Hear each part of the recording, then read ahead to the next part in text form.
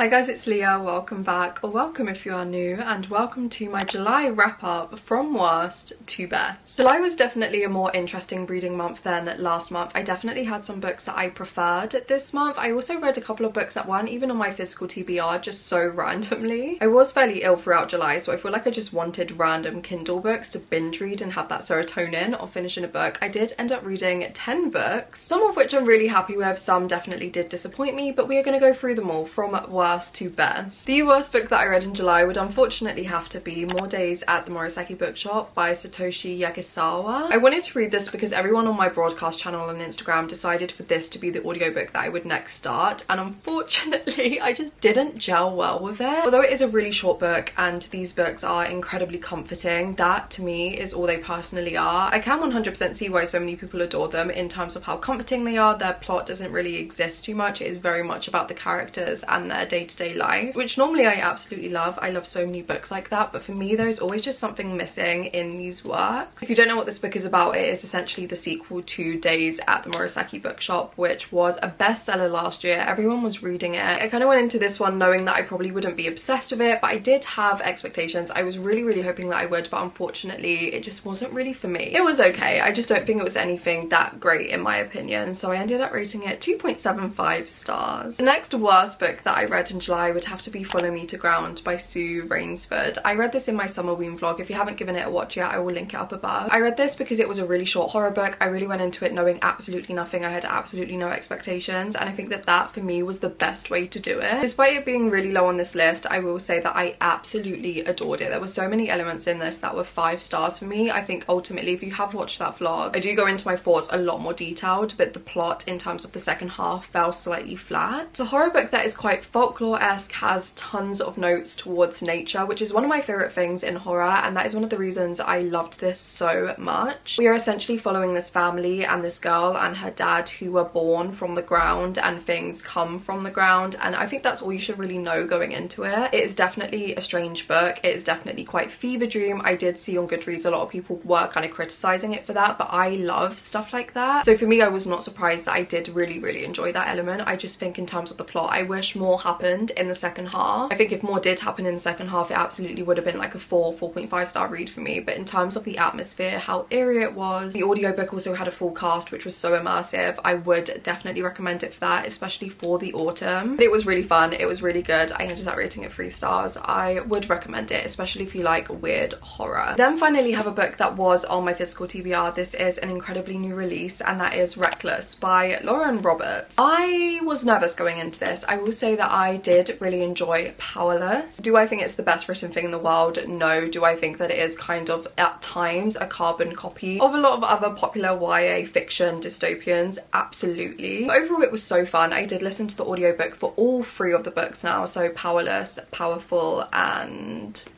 Reckless. I can't believe I forgot the name of the book I'm literally holding. I ended up rating it 3.75 if I was being picky. Powerful, not so much. I ended up rating that one like 2.5 stars. Reckless, I ended up rating 3 stars. I've seen so many discussions surrounding this book in terms of how much people love it, also how much people dislike it. I've seen so many people who absolutely adored Powerful and like rated it 5 stars, not like this one so much. And I can absolutely understand why. In terms of the ending, which is what most people are talking about, obviously no spoilers, kind of saw the ending coming from a million miles away. Like, I feel like it is a trope used in a lot of YA fantasy like this that I read when I was younger. I genuinely think I figured out how this book was going to end about 30 pages in, and am I mad about that?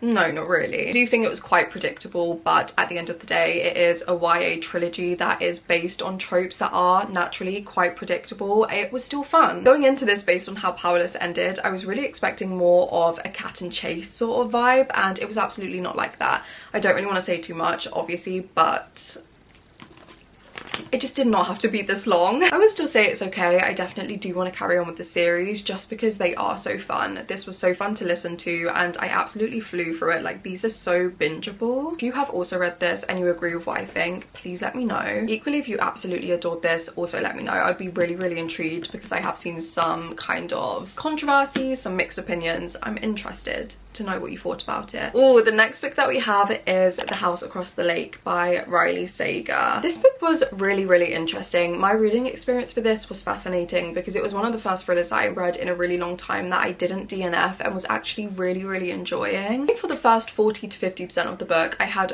really high 4-star feelings. I was loving the way that it was going. I was loving Riley Sager's writing. But then we get to the end of the book, and if you've read this book, you know it is the most outlandish, random sort of plot twist without saying anything. I was naturally really not expecting it because of how random it kind of came out of the blue. No one could really expect the ending of this book, but it did feel too outlandish. It did not feel realistic at all, and I don't know how I felt about it in the end. What is so great about Riley Sager is he really does tread the line between the paranormal and just normal thriller tropes and everyday vibe, and I do think he merges them brilliantly 9 times out of 10. I just think when things become so outlandish and so out of the blue, it can kind of lose me, and it really does take me out of the story slightly, and that is unfortunately what happened with this one. I do think in terms of characters and setting, I found it really interesting. I loved the sort of locked room vibe in terms of this lake and like the 4 houses surrounding it. I was theorizing the whole time. Obviously I was absolutely wrong about every single one of them, but I'm not putting that down to me, I'm putting it down to how random the ending was. This is another one that I'm definitely intrigued to see what people have thought about it, and yeah, I feel like I could talk about this book for so long because I have so many opinions. But yeah, unfortunately, as I say, I did have 4-star feelings for the majority of the book until it got to the end. I knocked it down to a 3 because it was just so... There are honestly no words for it. If you know, you know. Another book that I read that was on my physical TBR was Youth Juice by E.K. Safu. This is another fairly new release, and I was so intrigued by it because it was pitched as The Devil Wears Prada meets American Psycho. I'm a slut for anything The Devil Wears Prada. If anything is pitched like that, let alone meets something like American Psycho, that is a little bit more on the unhinged side. 9 times out of 10, I would assume I would absolutely love it. This is also so fascinating. It has notes towards horror. I think if you like Rouge by Mona Awad, if you like natural beauty, I haven't read that book yet, but I have heard brilliant things. If you like literary horror that really discusses the beauty industry, these expectations for women, then you will really like this. I feel like this does it in a really unique way, and despite it having notes towards horror, it was also so comedic and so funny. I laughed out loud so many times. It was so current. It had pop culture references, which I don't normally love in books, but because of the subject matter in this, I think it dealt with it perfectly. It felt so current, but not like too current, not too overused. I essentially read the majority of this sat in a park on a really sunny day, and I loved it. I had the time of my life. It's one that I would wholeheartedly recommend, especially if you do like Rouge by Mona Awad, but I wish it went more in depth with the horror, but that is probably just a personal thing because I like literary horror. It was really fascinating and incredibly unique. I would definitely recommend it, and the cover, I love a pink book. 3.5 stars. We have yet again another book that I do not own physically. This one I read whilst I was ill in bed for a week straight, and I just really wanted a quick novella, one that I'm not going to want to put down, one that I can just read and have the serotonin of finishing a book. So this is the one that I decided to pick up, and my god, it was This Is Where We Talk Things Out by Caitlin Marco, and the ending of this book has genuinely scarred me.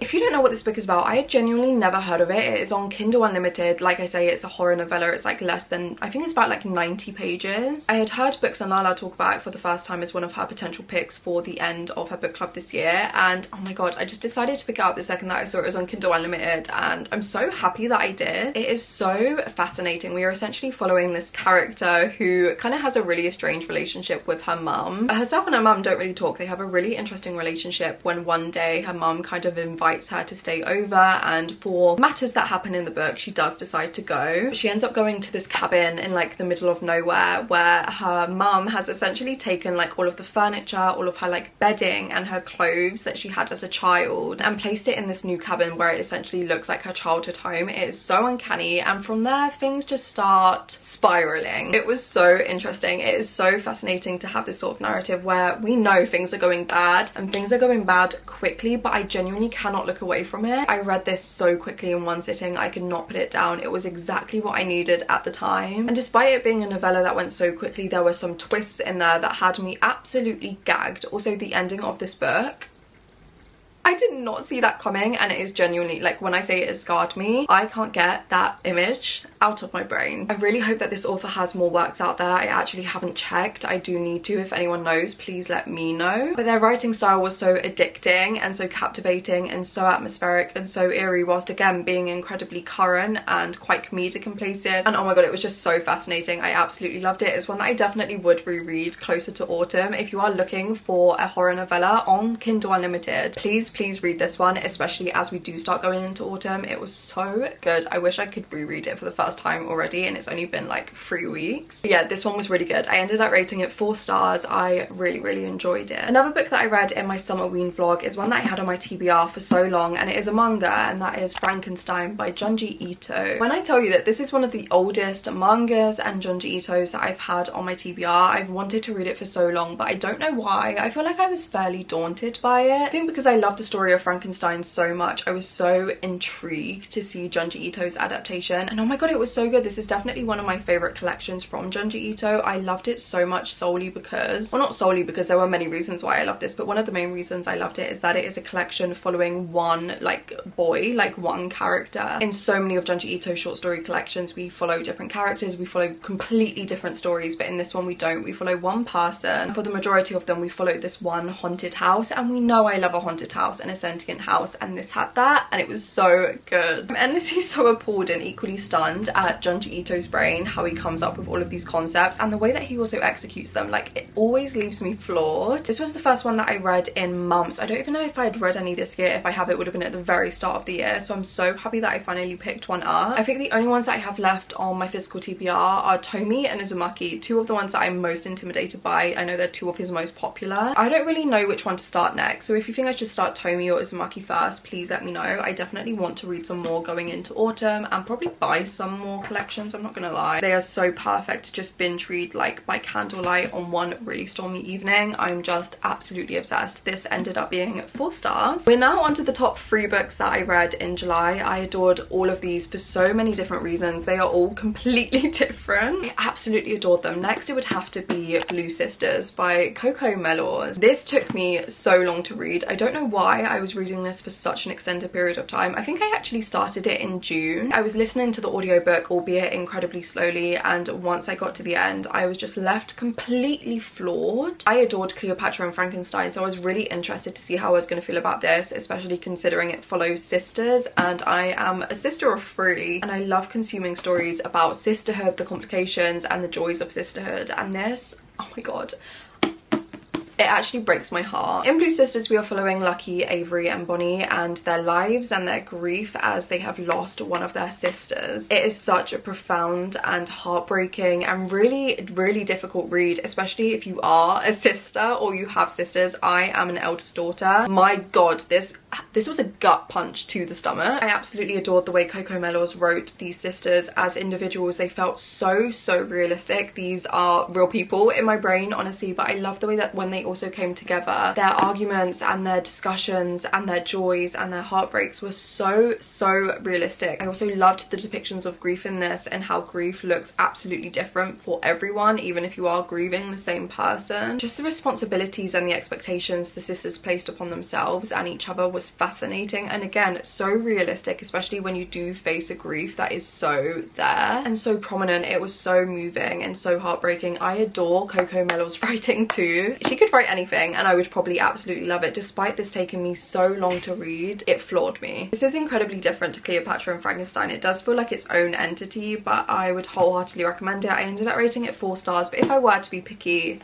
4.25. Okay, now on to the last 2 books. The second best book that I read in July was one that was on my TBR for like 3 years. This is one of the oldest books that I had on my physical TBR. I don't know why I never got to it, and I also read it for my summer ween vlog, so again I do go really in depth in that vlog. But it is The Last House on Needler Street by Katrina Ward. I'm so surprised that it took me this long to read. It really is the books that you least expect to rate the highest and like are on your TBR forever, and when you finally get to them you absolutely love them. and this was literally that for me. I had always heard the most astounding things about this book and Katrina Ward's writing. I knew so many people online and in my actual life who adored it, and I don't know why it took me so long to get to it, but I finally got there. And my god, to everyone that recommended it on my July TBR, thank you so much. I'm so happy that I finally read this. As I say, it is a thriller slash horror. I would say it leans more towards the horror side. In this, we kind of have two timelines slash storylines to begin with. We are following Ted in the present day. Ted is a man who lives on the very end of Needless Street in a house that is essentially kind of decaying and rotting. He does not look after himself and he really is struggling. He has a daughter and a cat, and he is very much narrating his life living in this house and just trying to survive, I suppose. It is so fascinating reading from his perspective because his narrative is so unreliable, like so unreliable to the point that for a lot of the time you don't even really know what's happening. You are clutching at straws and clutching from any little sort of analysis that you can from the plot to try and figure out what is going on. But equally, we are also following Dee, who when was younger, her sister randomly went missing when they were at a beach one day, and she is just trying to discover what happened to her sister. This is a thriller and a horror like I have never read before. It is so unique, again in a league of its own. The way that Katrina Ward wrote the narratives in this was equally astounding and beautiful and so well researched. This does have a trope that normally when I read it in a thriller I hate it, like I absolutely hate it, but in this, done so well. I really wholeheartedly believe that Katrina Ward dealt with this topic and this sort of narrative with so much care and so much love and so much research, and I loved it because of that. Equally, I feel like in a lot of thriller books, horror not so much, but in thriller the writing style for me isn't always the best, and I'm very not particular about writing style, but it is the number one thing that I do notice in a book. Despite this being a thriller, I underlined so many quotes. I was completely floored by so many quotes and I just loved it so much. I cannot believe that it took me this long to read it. If you have also had it on your TBR, whether you've had it for like a day or like 3 years like me, please pick it up. Absolutely cannot recommend this enough. It is definitely one of my favorite thriller books. If you haven't read it, please just do, and please let me know what you think about it. I ended up rating it 4.5 stars. I'm really excited to read more by Katrina Ward, and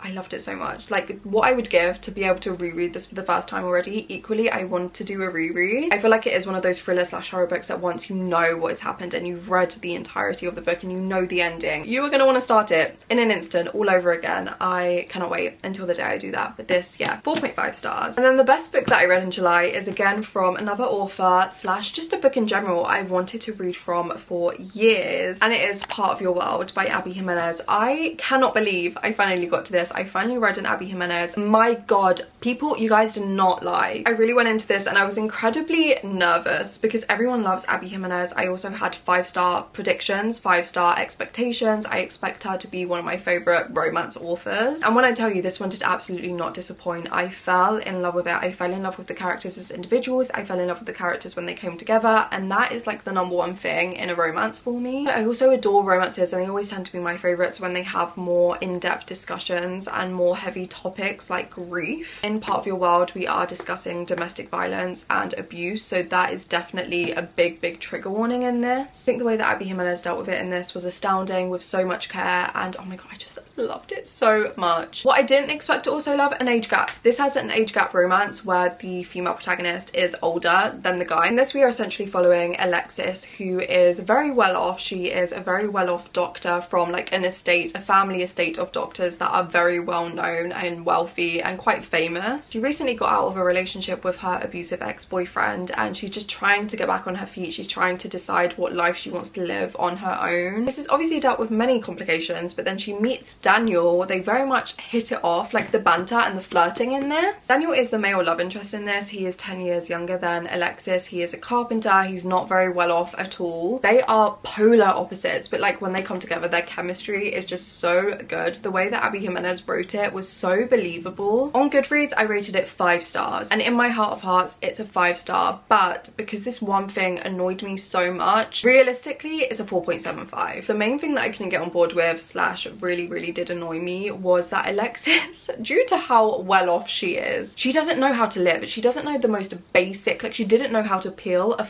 potato.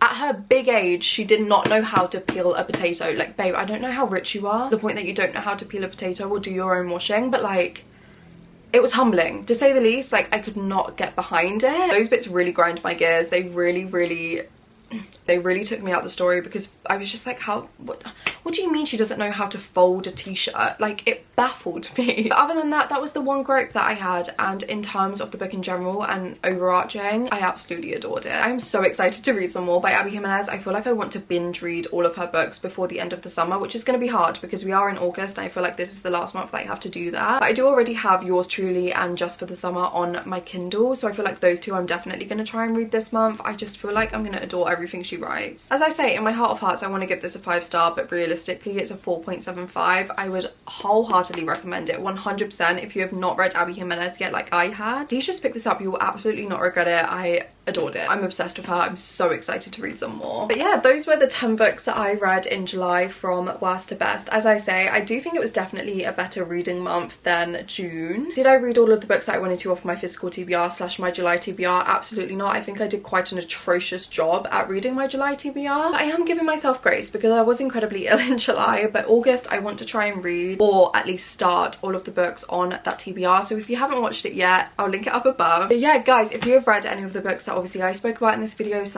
if they are on your TBR, what was the best book that you read in July? Let me know. Equally, let me know of any of the books that you want to read in August. If you watched until the very end of the video too and you don't really know what to comment any blue emoji for part of your world. As always, if you did enjoy this video and you are not yet subscribed, it would mean the world if you did consider doing so. We have so much fun over here and I would love to have you here. And yeah, guys, as always, thank you so much for watching and for spending some time with me, and I hope to see you again very, very soon in another video.